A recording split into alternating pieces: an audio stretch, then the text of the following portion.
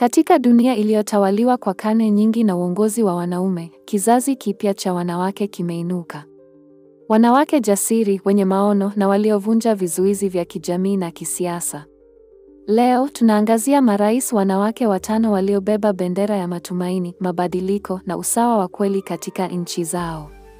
Kutoka Amerika Kusini hadi kusini mwa Afrika, kutoka Asia hadi mashariki mwa Afrika. Hawa ni wanawake wanaoandika historia mbele ya macho yetu. Karibu kwenye makala hii maalum ya WanaCreate. Tunaanza safari yetu nchini Mexico ambapo historia iliandikwa mwaka 2024.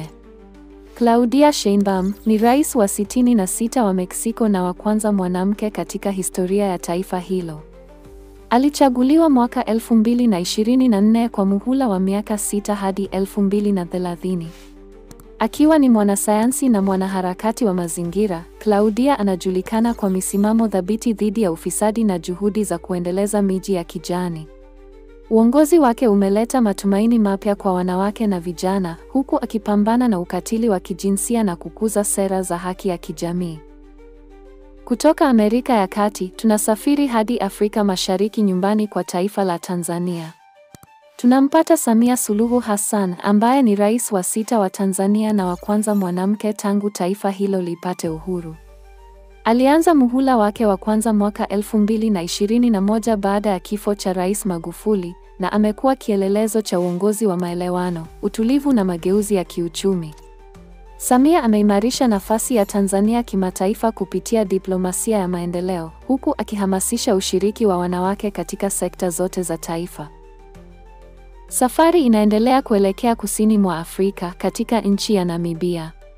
Tunampata Netumbo Nandi-Ndaitwah ambaye ni rais wa 4 wa Namibia na wa kwanza mwanamke kuongoza nchi hiyo tangu uhuru. Alichaguliwa rasmi mwaka 2025 kwa muhula wa miaka 5 hadi 2030. Akitoka kwenye msingi wa harakati za ukombozi na akiwa na uzoefu mkubwa katika diplomasia, Netumbo anasukuma mbele ajenda ya usawa wa kijinsia, elimu ya kidigitali na maendeleo jumuishi kwa vijana wa taifa lake. Tukiwa katika bara la Amerika Kusini, tunaelekea Peru, nchi yenye historia ya milima na mapambano ya kisiasa. Tunampata Dina Boluarte ambaye ni rais wa 64 wa Peru na mwanamke wa kwanza kushika wadhifa huo. Alipanda madarakani mwaka 2022 baada ya mgogoro wa kisiasa uliomng'oa mtangulizi wake Pedro Castillo, na anahudumu katika muhula hadi 2026. Akiwa wakili na mtetezi wa haki za kijamii, Dina ameongoza Peru katika nyakati za mpito kwa kutumia mazungumzo, haki kwa jamii za asili na sera zenye kupunguza migawanyiko ya kijamii. Kwa sasa tunamalizia safari yetu barani Asia, katika taifa lenye idadi kubwa zaidi ya watu duniani, India. Tunampata Draupadi Murmu ambaye ni rais wa 15 wa India, rais wa pili mwanamke na wa kwanza kutoka jamii ya kiasili ya India. Alianza muhula wake mwaka 2022 na anatarajiwa kumaliza mwaka 2027.